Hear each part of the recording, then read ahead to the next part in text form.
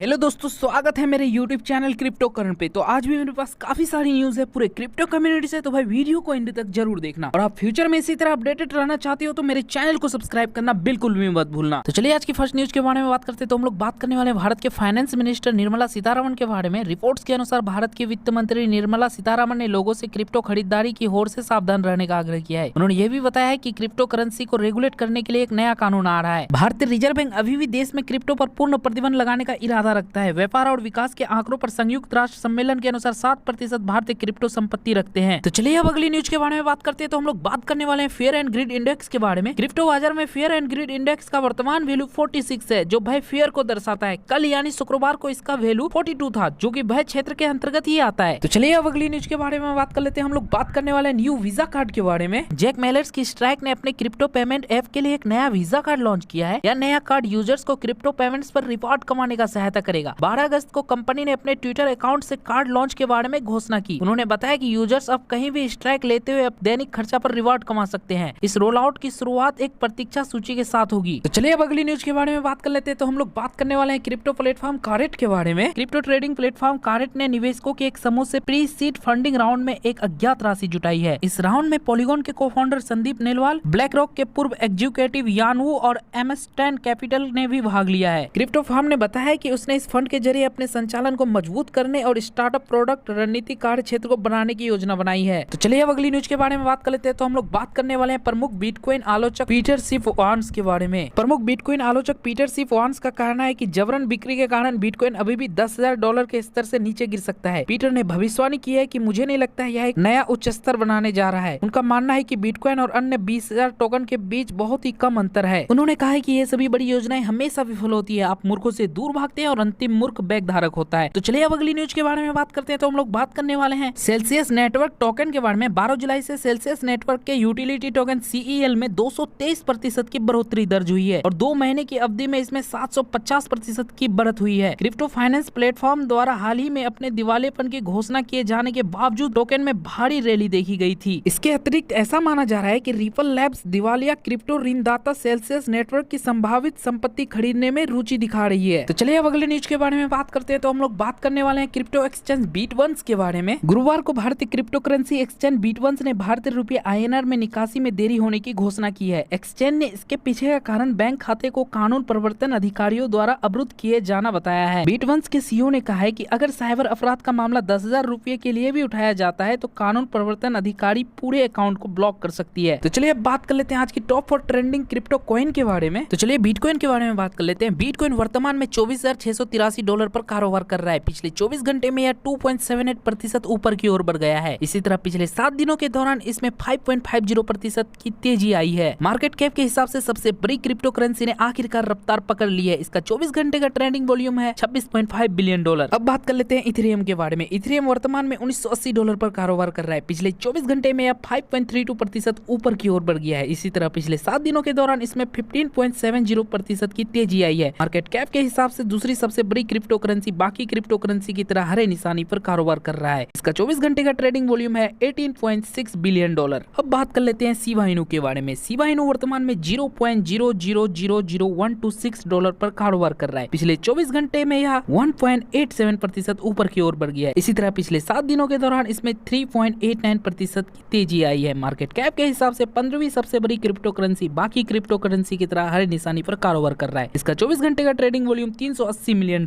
है। अब बात कर लेते हैं पॉलीगॉन के बारे में। पॉलीगॉन वर्तमान में $0.997 पर कारोबार कर रहा है। पिछले 24 घंटे में यह 8.82% ऊपर की ओर बढ़ गया है। इसी तरह पिछले 7 दिनों के दौरान इसमें 8.37% तेजी आई है। मार्केट कैप के हिसाब से 13वीं सबसे बड़ी क्रिप्टो करेंसी बाकी क्रिप्टो करेंसी की तरह हरे निशानी पर कारोबार कर रहा है। इसका 24 घंटे का ट्रेडिंग वॉल्यूम $723 मिलियन है। तो चलिए दोस्तों, आज के लिए बस इतना ही। वीडियो पसंद आया तो लाइक कर देना। चैनल को अभी तक सब्सक्राइब नहीं किया तो जल्दी से जल्दी सब्सक्राइब कर लेना और ऐसे ही सपोर्ट करते रहना। मिलते हैं अगले वीडियो में, तब तक के लिए जय हिंद।